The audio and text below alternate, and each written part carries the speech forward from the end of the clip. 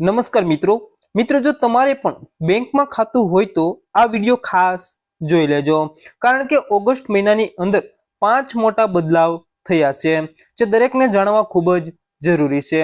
તો તેની આપણે સંપૂર્ણ માહિતી આ વિડિયોમાં મેળવીશું। તો વિડિયોને અંત સુધી જોતા રહેજો અને જો ચેનલમાં નવા હોય તો ચેનલને સબસ્ક્રાઇબ કરી વિડિયોને એક લાઈક કરી દેજો। સૌપ્રથમ વાત કરીએ મિત્રો તો હવે એકાઉન્ટમાં મિનિમમ બેલેન્સ નહીં હોય તો પણ કોઈ પણ જાતનો ચાર્જ નહીં લાગે। આ મિત્રો આરબીઆઈ દ્વારા બેંકોના નિયમોમાં મોટો ફેરફાર કરવામાં આવ્યો છે।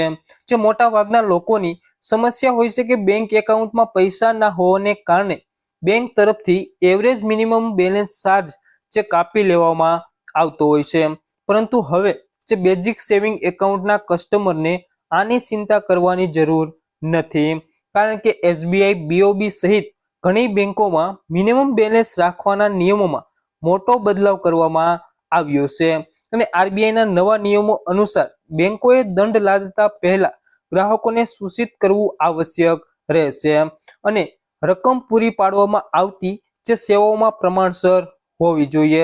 તો મિત્રો હવે બેંકોની અંદર જે સેવિંગ એકાઉન્ટ છે તો એમની અંદર મિનિમમ બેલેન્સ ચાર્જની અંદર મોટો ફેરફાર કરવામાં આવ્યો છે। ત્યારબાદ મિત્રો વાત કરીએ તો હવે એટીએમ માંથી પૈસા ઉપાડવા થશે મોંઘા। જે એટીએમ ની ટ્રાન્ઝેક્શન પોલિસીમાં મોટો ફેરફાર કરવામાં આવ્યો છે। અન્ય બેંકોના એટીએમ નો ઉપયોગ કરીને જે મફત વ્યવહારોની સંખ્યાની અંદર ઘટાડો કરી દેવામાં આવ્યો છે।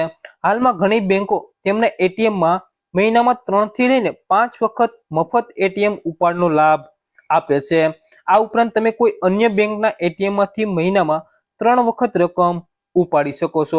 તો મિત્રો જે તમારા બેંકનું એટીએમ હોય તો એમાં તમને 5 વખત જે મફત વ્યવહારની સુવિધા આપવામાં આવે છે અને જો તમે અન્ય બેંકોના એટીએમની અંદર જો તમે ટ્રાન્ઝેક્શન કરો છો, પૈસાની લેવડ દેવડ કરો છો તો તમને 3 ટ્રાન્ઝેક્શન આપવામાં આવે છે।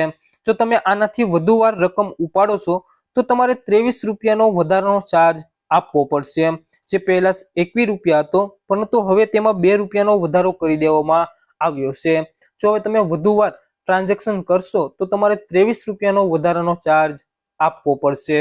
ત્યારબાદ મિત્રો વાત કરીએ તો ઓનલાઈન ટ્રાન્ઝેક્શનને લઈને પણ જે નિયમોમાં બદલાવ થવાનો છે એમની વાત કરીએ તો જો તમે પણ ફોન પે, ગૂગલ પે કે પેટીએમ જેવા યુપીઆઈ એપનો ઉપયોગ કરો છો તો હવે ઓનલાઈન ટ્રાન્ઝેક્શન માટે માત્ર સિક્યુરિટી પિન પૂરતો રહેશે નહીં અને સુરક્ષા વધારવા માટે 2 ફેક્ટર ઓથેન્ટિકેશન ફરજિયાત બનાવવામાં આવ્યું છે।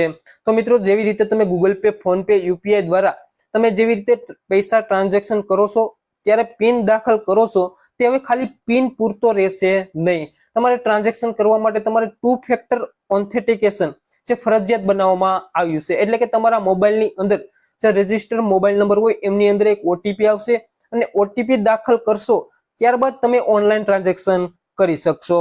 તો 2 ફેક્ટર ઓથેન્ટિકેશન એ ઓનલાઈન એકાઉન્ટ અને વ્યવહારો માટે એક વધારાનું સુરક્ષા સ્તર છે જે પાસવર્ડ સિવાય તે વપરાશકર્તાની ઓળખ ચકાસવા માટે બીજું પ્રમાણ માંગે છે। એટલે કે તમે પાસવર્ડ દાખલ કરો છો એની સિવાય તમારે જે ઓટીપી પણ દાખલ કરવો પડશે, જેથી સાયબર અપરાધીઓ એ સરળતાથી એકાઉન્ટ હેક અથવા તો છેતરપિંડી ના કરી શકે।